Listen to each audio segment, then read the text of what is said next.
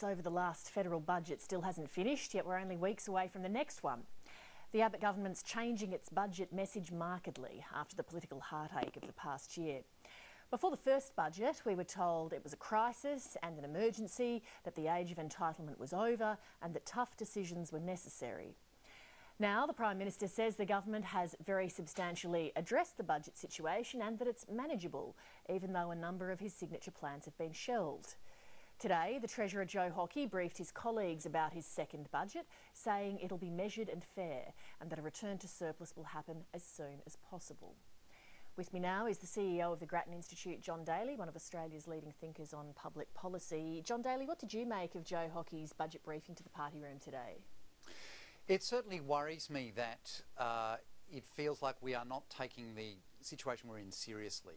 We are currently running a budget deficit of about 2.5% of gross domestic product, so that's about $40 billion, and that's about where it's been for the last 6 years. And for the last 6 years, treasurers have brought down budgets saying by the end of the next 4 years, it'll be back in surplus. And that seems like a rainbow that's just ever getting further away. And as we chase towards the end of the rainbow, it just keeps on going past us. The Treasurer said today even that the government's plan is to return the budget to surplus as soon as possible. So he did break out, I guess, of that 4-year projection. On current policy settings, when would as soon as possible be?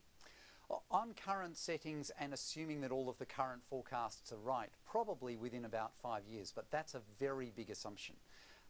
Every single year over the last 5 years, we've essentially had forecasts and then we've fallen well short of them, partly as a result of the iron ore and coal prices falling, partly as a result of the economy being weaker than we expected, partly, particularly in the last 12 months, as a result of wages not rising as fast as had been forecast. On that point, you just raised iron ore prices. Let me pick up on that because they have just hit a 6-year low. They've fallen 60% since 2014. What is that doing to the budget? Well, the biggest effect is that it reduces the amount of corporate tax that the Commonwealth collects. Obviously, it also reduces the royalties that particularly the Western Australian government collects. And then that obviously flows through to the bottom line. Is it something that is a substantial underpinning of the budget? Like, how reliant are we on iron ore being buoyant? It's worth remembering that you're trying to get a budget to balance. If you simply see your revenues fall, say, 5% short of where you had hoped they would be, obviously that has a really big impact on, if you like, the profit, on the bottom line. So the impact of those falling iron prices and coal as well has been quite substantial on the Commonwealth budget, and we've seen the Commonwealth budget revised down by about $10 billion cumulatively every year for the last 4 years, and it's essentially been on the revenue line. So it's been iron ore, coal and a slower economy. Last week, the Prime Minister said that if Australian debt hits 50 to 60% of GDP, that's a pretty good result. Is that your assessment? I would have thought that the thing we should be taking away from what's happened in Europe is that 50 to 60% debt to GDP is probably not a place that you want to be. And particularly in Australia, where we borrow quite a lot from overseas, we're therefore more vulnerable than many other countries. If we got to that point, we would be very vulnerable to a downturn. The other thing that's worth remembering is that that's debt. Sooner or later, someone has to pay it back. And when the government's been talking about intergenerational theft, I think that's what they mean.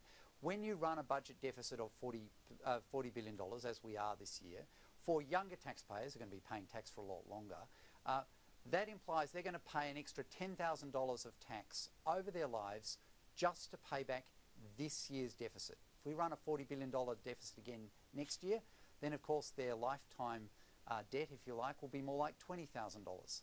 So it is a material impost on younger generations when we run deficits. That's the intergenerational theft that we need to be worried about. But then if you try to address that in too much of a hurry, then there is pain leveraged up front as well. Yeah, absolutely. And if you do it in too much of a hurry, you see your economy crash, you see unemployment. That inevitably falls most heavily on young people, and they can essentially be out of work for a while, and then it becomes very difficult for them to ever get a job. So yes, we do have to be worried about that, but we also need a credible plan to get the budget back into surplus. It has been in deficit, as I said, or around about 2.5% of GDP for 6 years. That's quite a long time. The Prime Minister has also said recently that the government has very substantially addressed the budget situation and it's now manageable. Is that accurate analysis?